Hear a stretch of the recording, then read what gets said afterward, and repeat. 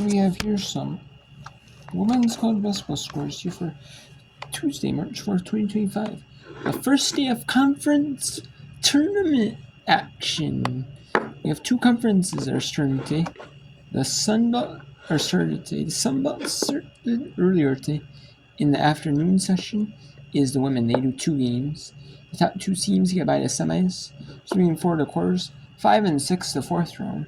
7 and 8 the third. 9 and 10 the second. And 11 through 14 after they're playing the first.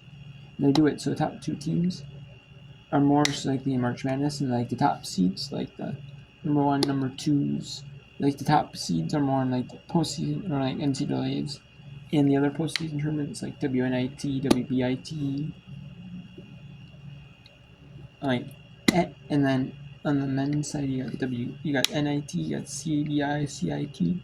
Top teams are more in those tournaments, so you got more actual fair. Top teams can win postseason titles, whether it's more of a chance, like the best team to be in the big dance, ride like be more competitive in there, and then have like some teams that are lower on there, have competitive games and more realistic chance to win titles, like the NIT, the CIT, the CBI, like the college basketball crown, stuff like that. So what we have here. Wright State leading Youngstown 71-58 in the Barbasol Horizon Championship first round. That game was played at 5:30 Eastern, with the men's Wright State team hosting as well in the first round at 8 Eastern. Then we have UTSA leading Race Grind at 53-25 with 2:39 in the third. At halftime, Charlotte over Temple 22-17. And after a low scoring 9-4 first quarter for Charlotte, Temple lead for win for Charlotte. Temple ties that second quarter at 13 apiece.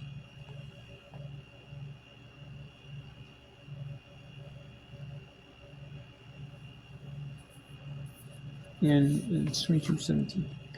IU Indianapolis 15-10 over Oakland. And 10-6. We have Detroit Mercy over Milwaukee in the Barbasol Horizon Championship first round. And then we have Wichita State 13-12 over Tulsa, 17-10 Florida Atlantic over Memphis, 2019 UB over Tulane. In the Eastern, we have North Texas at Rice. And those are the final games in the American for all those teams. There's one game that plays Thursday in the American, and that is South Florida. They play in the American. And they play on the very last day in the American. South Florida does. And that is against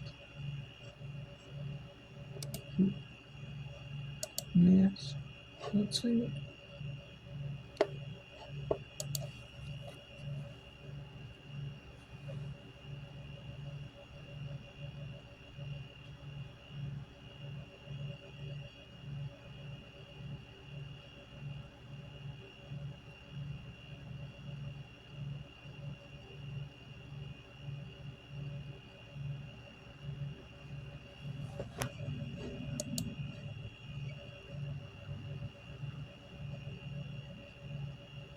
Oh.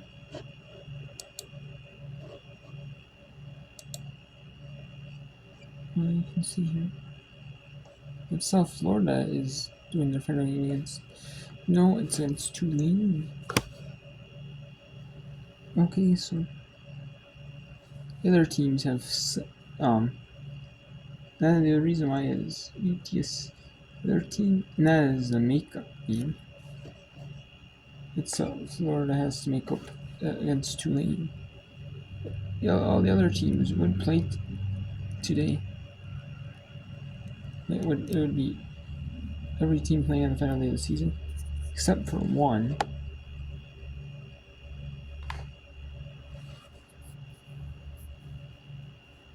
But South Florida did postpone their game with Tulane. So that is why Tulane has to play South Florida on Thursday, the 6th. And they were able to do that because the conference tournament doesn't start until the 8:30 American.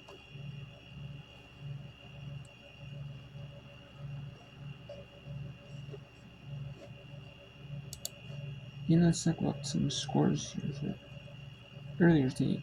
Out of the Sun Belt.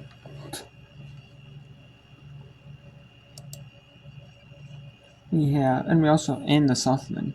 There's a couple of Southland games, but they don't impact conference tournament seeding, as the games have already, as the seeds have already been decided here. And there's the top 8 teams make it. There is some battles. By the when there's 2 games, that featured, and they feature teams from outside looking in. And the seeds don't really matter, it's just for more like momentum game and make sure every team has all the games played officially. In the regular season. You know what I mean? They could have postponed them or canceled them, I guess, but they didn't. They wanted to make the teams play, play as many games as you can. Because you can only play so many games in college basketball. So can as a team. We have Utah State at Boise State at 8:30 Eastern. In the Mountain West, Fresno State, San Diego State at 9 Eastern. Air Force Texas, and Carl State, San Jose State at 10 Eastern. Then we have Wright State beats Youngstown. Wright State moves on to the quarterfinals in the Barbasol Horizon League Championships. Then in the first round of the Sun Belt Tournament at the Pensacola Bay Center in Pensacola, Florida. It was at 12:30 Eastern and then it's 3 Eastern for the women, and the men get the evening session at 6 and 8:30 Eastern. And then it's every day pretty much they're doing that, except for the Saturday session. The Saturday session will start at 1 Eastern, I believe, 1 or 1:30 Eastern, and then for the women, and then it'll be either 3:30, 4 Eastern. The second game will be tentatively, and then we have Georgia Southern defeats Southern Miss in Southern Miss's head coach's final game of her career, as she has a fight with cancer going on, and she needs a walker to move around. So she has retired after 21 seasons at Southern Miss. And she had her final game in the first round of the Sun Belt Championships. New Orleans defeats McNeese in the final game for both Southland Conference teams this season. Both teams did not make the Southland Conference tournament. Top 8 only make it. Not every school makes it. And New Orleans defeats McNeese 73-79. And then Marshall defeats South Alabama 73-59. There were some teams that didn't play in the regular season. There's 14 teams. But Marshall and South Alabama, despite there being 14 teams, they didn't in the Sun Belt. They didn't schedule every team. Every team wasn't scheduled. To play each other. Which is kind of odd, but then before playing the teams twice, you think every team would be able to play schedule once, and then maybe the other 5 games you play them twice. That we could rotate through them.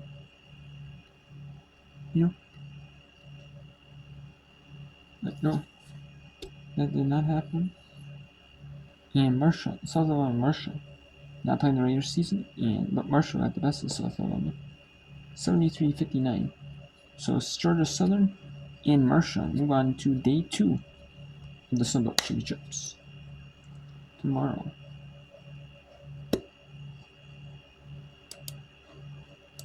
So let's take a look here at, and now we'll go to some 4 games here in the women's college basketball. We'll go to UTSA at East Carolina in the 4th quarter. Temple at Charlotte is at the half, so continue that. We'll show you the second half of that one. Oakland and IU Indianapolis will show you that the rest of that game. And Milwaukee and Detroit Mercy, that is. And we'll show you 2 games from the Horizon, from the American, that are on, that started earlier in the day. And we'll show you 2 conference tournament games from the Barbasol Horizon League Championship first round. You know, it's postseason tournament, it's conference tournament time. You know, March Madness. The madness of March is getting underway today with the Sunbelt and Horizon. So we'll bring in the both conference. We'll bring in the Horizon. If I could show the Sunbelt, I would show the Sunbelt. However, I was not able to because those games are on exclusively kind of by themselves, with the Southland mixed in. Let's go to. We'll bring in this American Athletic Conference team as part of ESPN's exclusive rights deal with the American Conference. I mean, ESPN. Well, I mean, only I guess ESPN. I guess CBS Sports Network does have a deal with the American to air games on their network, but usually you don't see basketball games. It's usually just football, and it's usually because of the military academies. They have these certain military academy games, like Navy, Army, on their networks.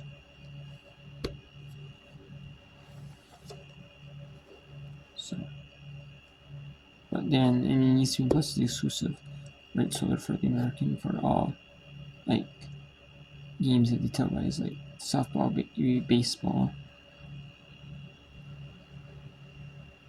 Coming up, men's basketball, volleyball, soccer, and maybe like if they have tennis or golf. Which they do show golf on ESPN, you know, the golf meets, and they do tennis on there, and then and then like they're the exclusive rights holder for like the conference. Some conferences don't show everything. Like they may show not every indoor track and field meet or every outdoor track and field meet, but for the conference tournaments, but they have the rights holder for the conference championships that they show for the indoor and outdoor track and field meets for the conference. At least for those, they show those 2 track meets televised, and then they show on ESPN, and then they show then some conferences, you know, if they have like beach volleyball, conferences have like beach volleyball, they don't show every match in beach volleyball.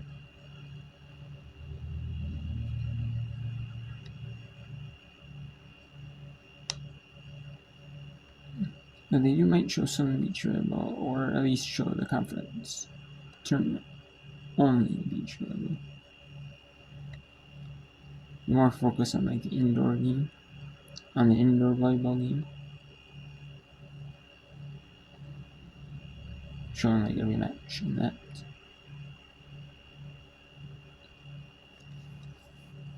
And for then they do that for men's and women's or volleyball, indoor volleyball, but they don't really do that for beach volleyball.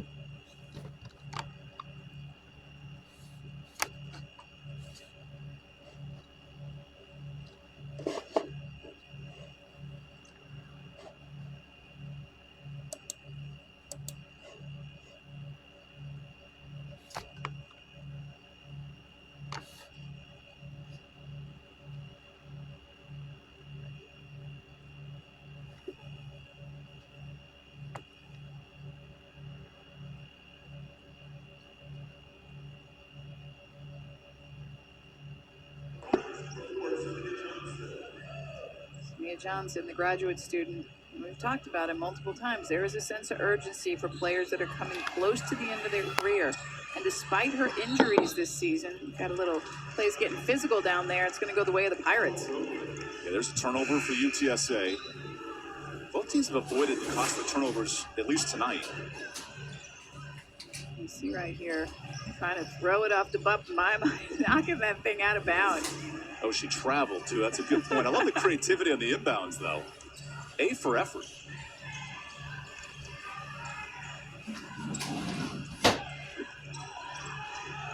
Maya Joyner wants a paint touch. Remember, scoreless through the first 3 quarters. Comes to life in the 4th. Joyner spins almost a 3-second, but she's got that one. She waited for the double, waited for someone to be open. It didn't come, so she does the nice little jump hook, and you're starting to see the incredible scoring ability of Maya Joyner. The Pirates are going to need to start to extend their defense. I like that Johnson's in the game. She's a great defender, a little more pressure on the ball. Gotta force UTSA into some turnovers, create some transition buckets. Jenkins inside. Udo into space. A foul on Joyner. So free throws here for UTSA. Even the smart play by Nina De Leon Negron to work the clock, 8 or 10 seconds. This team's well coached and disciplined. And that's experience too. That's just great, good coaching, great experience. See Maya, she's looking, doesn't get the double, turns over her left shoulder and does the little jump hook, and that's so easy for her, Evan. It's just like she can do that in her sleep. Okay, so UTSA is over. Over to Horizon League Championships at Detroit Mercy. Milwaukee is the 11th seed there, 8-23, 5-15. Detroit Mercy is 14-14, about 8-12 in Horizon League play. And McQueen's got to know, hey, I one foul, I can't give that foul up. In a scenario like that, you've got to be able to play through, stay straight up, or get out of the way because they need you on the floor. Cooper, Lass, and McQueen all come out. It's Burton, Jasmine Edwards, Kylie Starks, Kayla Jackson, and Amaya O'Brien for Detroit Mercy. Free throw so important, and it's strange. See Cammie struggling at the line. That one there she goes. She'll tie the game up. That is the second tie of this contest. 16 apiece. She's got 5 to pace Milwaukee. Kayla Jackson, she'll launch and hit a 3. Jackson from downtown, just her 4th triple of the season. She's now, get this, 4 of 21. 15% three-point shooter, but she comes through at the right time. Yeah, she sure does. And that one I didn't even think hit the rim. Apparently she's been working on that. Right.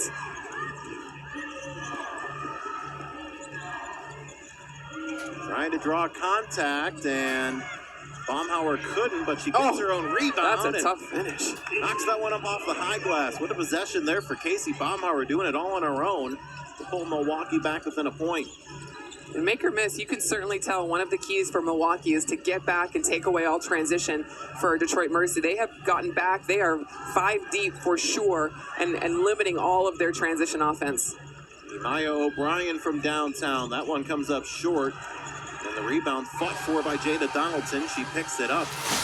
In that February contest between these two schools, Milwaukee had an 18-15 lead after the first quarter. The Titans blew it open, though, in the second quarter, and then it was tooth and nail the rest of the way. There's a 3 for Cammie Pepler, and she will knock down her 2nd of the game. Milwaukee is 5 of 7 from range, and we got a timeout called by Detroit Mercy. Cammie Pepler, she's got a game-high 8 for Milwaukee.